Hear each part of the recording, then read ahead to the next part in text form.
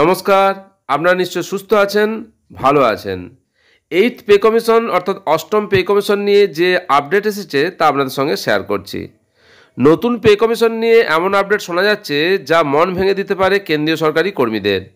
মোদী সরকার নতুন অষ্টম pay commission লাগু হওয়ার কথা ঘোষণা করেছেন। মনে করা হচ্ছিল যে এপ্রিল থেকে বেতন বৃদ্ধির ঘোষণা হতে পারে, কিন্তু তা হয়তো হবে না।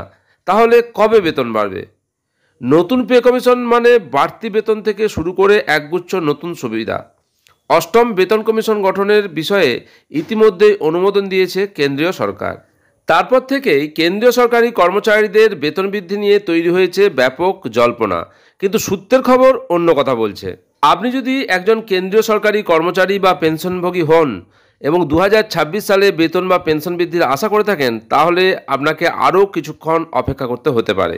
কারণ অষ্টম বেতন কমিশনের যে সুপারিশ করা হয়েছে তা বাস্তবে রূপ দিতে আরও কিছুটা দেরি হতে পারে। সূত্রের খবর, কমিশনের মেয়াদ 2026 সালের জানুয়ারি থেকে শুরু হবে, তবে সংশোধিত বেতন ও পেনশন 2027 সালের শুরুতেই কার্যকর করা হবে।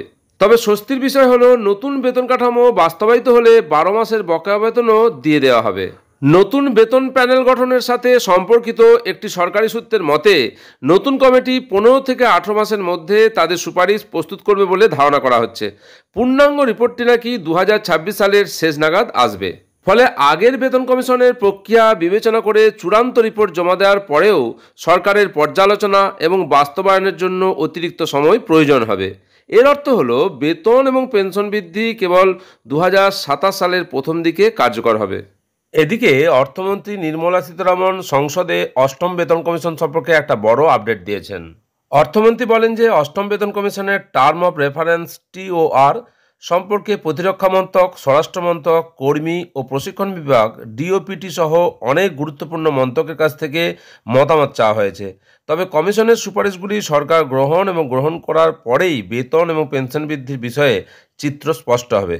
অর্থমন্ত্রী আরও বলেন যে বর্তমানে ভারতে প্রায় 36.57 লক্ষ কেন্দ্রীয় সরকারি কর্মচারী এবং 33.91 লক্ষ পেনশনভোগী রয়েছেন। তিনি বলেন, প্রতিরক্ষা কর্মচারী এবং তাদের পেনশনভোগীরাও অষ্টম বেতন কমিশনের সুবিধা পাবেন। রাজ্যসভায় অর্থমন্ত্রী বক্তব্য রাখতে গিয়ে স্পষ্ট করে বলেন যে কেন্দ্রীয় সরকার পেনশনের ক্ষেত্রে সমতার জন্য সম্পূর্ণরূপে প্রতিশ্রুতিবদ্ধ। এই কারণেই প্রধানমন্ত্রী নরেন্দ্র মোদী এবছরের জানুয়ারিতে অষ্টম বেতন কমিশন গঠনের অনুমোদন দিয়েছিলেন। কেন্দ্রীয় মন্ত্রী বলেন, নতুন কমিশনের উদ্দেশ্য হল কেন্দ্রীয় কর্মচারীদের বেতন ও ভাতা এবং পেনশনভোগীদের পেনশন সংশোধন করা। পেনশনের বিষয়ে অর্থমন্ত্রী বলেন, লোকসভায় পাশ হওয়া অর্থ বিলে এমন নিয়ম করা হয়েছে যা সকল সরকারি পেনশনভোগীদের সমান সুবিধা প্রদান করবে এবং তাদের বিরুদ্ধে কোনো বৈষম্য করা হবে না। অর্থমন্ত্রী নির্মলা সীতারামন সংসদে জানিয়েছেন যে 1 জানুয়ারি 2016 আগে এবং পরে অবসরপ্রাপ্ত সকল সরকারি পেনশনভোগী সমান পেনশন পাচ্ছেন। তিনি বলেন, নতুন নিয়মের অধীনে কোনো পেনশনভোগীর বিদ্যমান পেনশনের পরিমাণ কোনো পরিবর্তন করা হয়নি। এটি প্রতিরক্ষা পেনশনভোগীদের উপরও প্রভাব ফেলবে না, কারণ তাদের জন্য ভিন্ন নিয়ম প্রযোজ্য।